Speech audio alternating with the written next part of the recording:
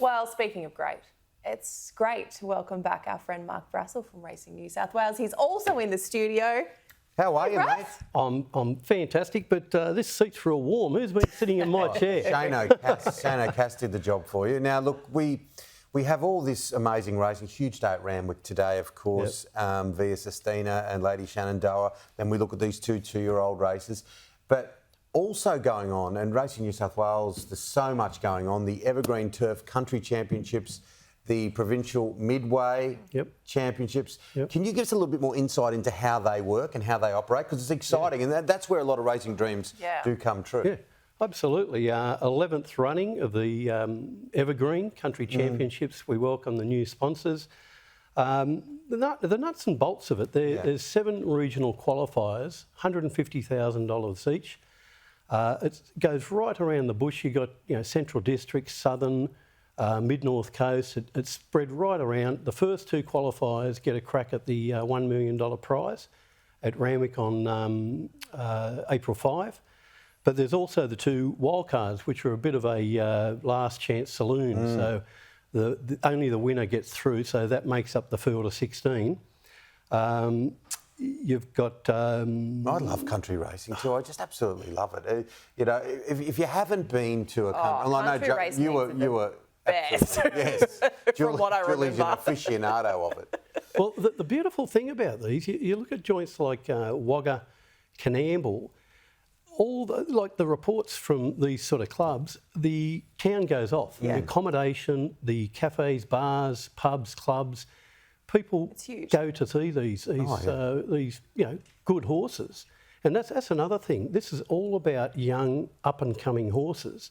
A lot of people don't realise you can only have had 20 starts in your career or no more than 5 wins to qualify.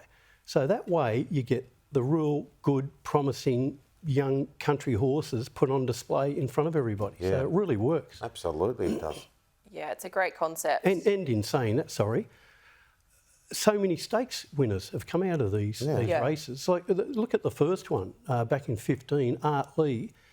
He won the race. A horse called Voodoo Lad ran 3rd. Voodoo Lad went on to win a Group 1 and 7 Group stakes races.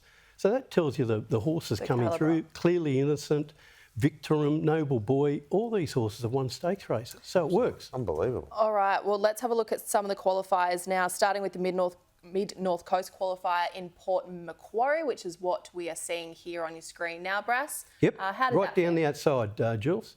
The yellow sleeves and the red right out wide. That's Sumo Fish in the yellow sleeves and McKeon in the black and red, and they both qualify. Brilliant. That's Port Macquarie, yep. Northern Rivers qualifier, that was held in Lismore. Let's take a look at that race. Who took out this one? Now, the winner is 4 deep now in the stripes, the dark colours with the stripes. That's Tribeca Star. Back in the ruck, you'll see a pale blue colours. He was probably pretty unlucky. Now, I'm going to have to be very careful with this. It's called Fukubana. And I'll tell you what... you only need to say it once. You did a very good job of saying that horse's name. Race caller's nightmare. And Lismore, Lismore itself has been through a very difficult time.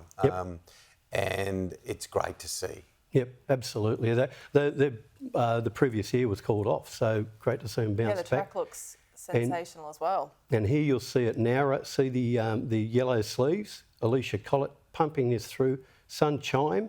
It'll get up just from on its inside is Cable Express in the maroon colours. They're both through. Good crowd down there in the Shoalhaven as well.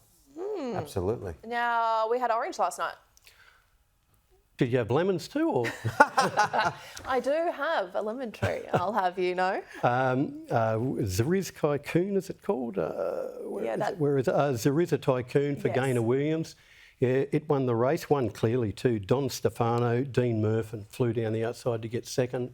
So they're both through. And we've got Wagga today. Tomorrow. Cannot wait. Yeah. Let's have a look at the list of the qualifiers, the dates and locations. And look, if you're watching and you're in any of these places that are coming up, make sure you go. Of course, those early ones have already happened. Wagga happens today, being March 1. Turn to the next page. Oh, Tamworth. Tamworth on March 9, then Canamble, Scone and Goulburn. Are they the 2 wildcards? Yeah, that's right. So Scone and Goulburn will be the wild cards. March They're 21, actually, March 23. they're actually broken into two. There's a northern and a southern. Yes. But you must have run in one of the qualifiers to get into the wildcard. I asked Shane O'Cass this question. Do you have something today to help our viewers get a free meal tonight at their chosen local restaurant? Is there a horse today with a little bit of juice, a little bit of price that they can jump on? Yes, absolutely. Future fund in the Wagga Championships. Future fund, we're going Double figures. The one to beat is obviously Burrendara, the favourite, but in a clumpy race, you could have thrown a tea towel over them the other day. So what's its name? Future Fund is mine. Future Fund. But the favourite, Burrendana, ran about fourth, but in the same race, a lot of these horses running today, second, third, fourth, fifth favourite, are in the same race.